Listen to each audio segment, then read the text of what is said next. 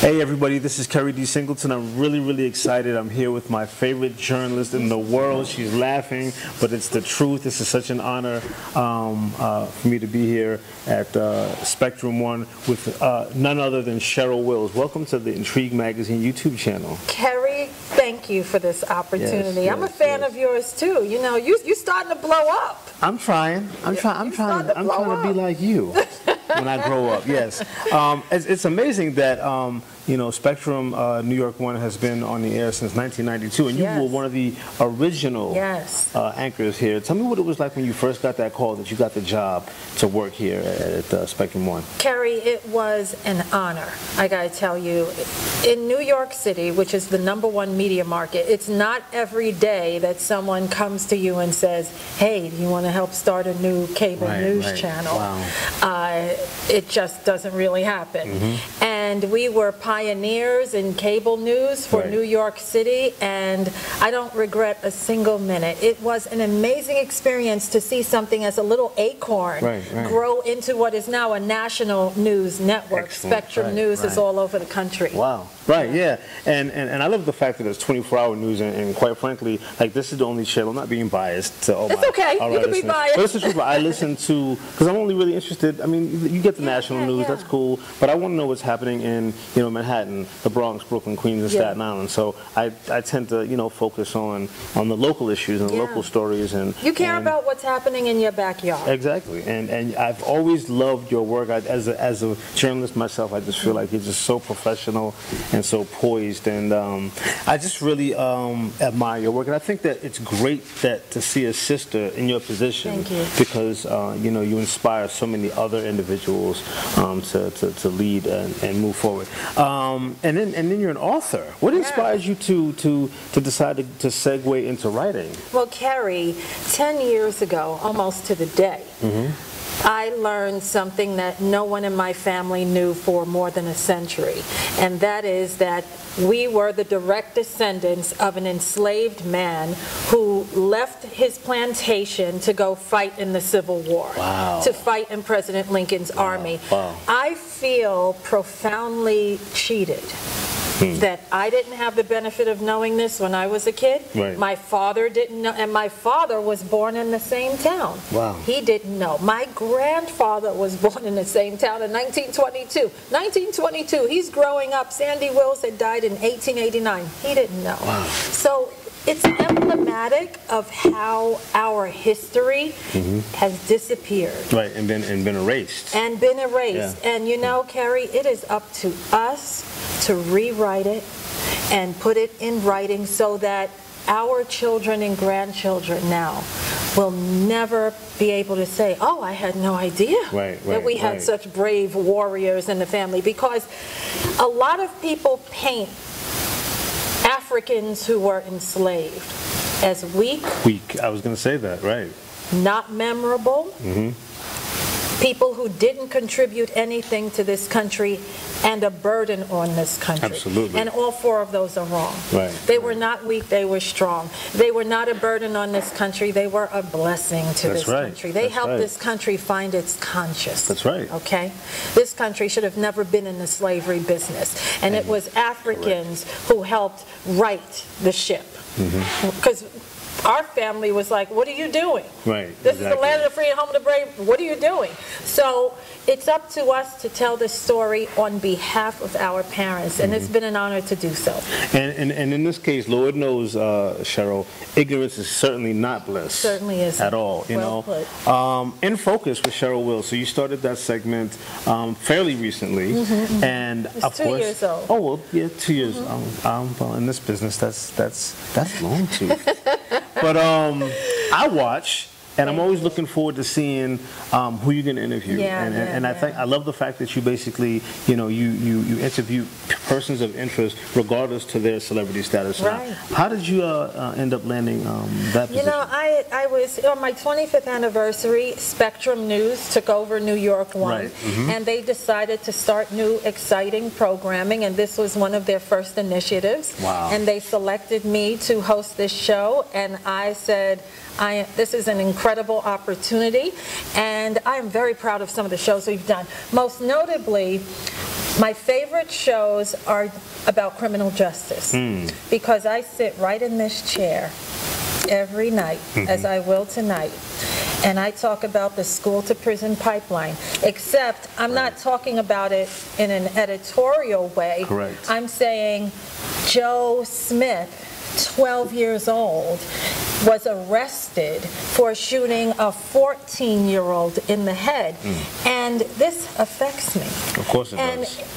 It makes you wonder, how is this going on? Why am I saying this every night? What can we do about this? So when I have the opportunity on the talk show to really start to flesh out what I can't do every night when I look into that camera, that's when I can really get a better understanding for myself and for the people who tune in about the trauma that we're all experiencing. This is traumatic. It is. It is. Black kids shouldn't be killing black kids like this. That's not what the struggle was all about. We didn't overcome for this chaos to reign. That's not what this was about. So I'm very proud of the show in that respect. We do a lot of shows about the African American community. And I did a show about a man who did 20 years behind bars. His name is John Bunn. He didn't even do it. I've done stories, shows about, you know, issues affecting the African American community that you won't see anywhere else. So I love the way they allow me to put my fingerprint on it, and it is really the honor of a lifetime. And they certainly picked the right person to do it. Well, I'm grateful. They certainly picked the right person to do it because I feel a responsibility to the family. You know what I'm saying? So I'm raised in Queens. I'm a city kid. Right, see? She's from right here. And you know, I didn't know this. You're an actress. You've done Law and Order, Special Victims Unit, Ghostbusters. A lot of them. Really? I'm going to be in Chad Boseman's new movie. 17 Bridges coming out. So I'm in SAG, Screen Actors Guild, AFTRA, but really I'm doing what I do every day. I'm not really like going hard body with You're still playing show. I'm playing me, exactly. So I'm not. I'm an actress, only a name. But what's interesting about Hollywood is that they have a tough time finding actors to play anchors convincingly. You know, it's hard to play us. We have a particular style, and it's hard to copy, I guess. True. So it's wonderful to. So I've been in several episodes of Law and Order. And, that's lots of shows. Wow. Well, why not get somebody that knows what they're doing, right? Right. Before we tie up, I really just wanted to.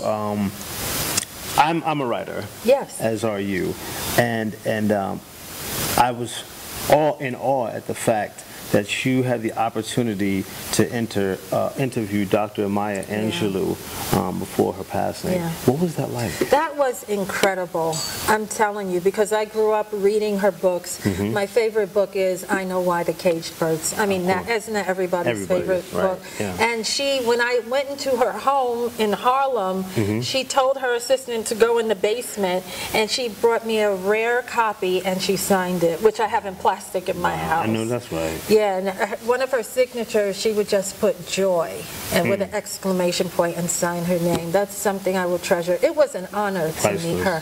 And she was such a vibrant and powerful woman. And you got to remember, with a lot of our heroes, they didn't start out that way. That's true. Many people, her book is still not embraced by everyone. They thought it was too graphic. How we don't like to talk about these issues, but she was brave enough to go there. So meeting her was, without a doubt, one of the biggest interviews I've ever done. And we just lost Toni Morrison. Yes, Toni Morrison. That was, for those of us in the literary community and everybody, you know, that was definitely a huge loss.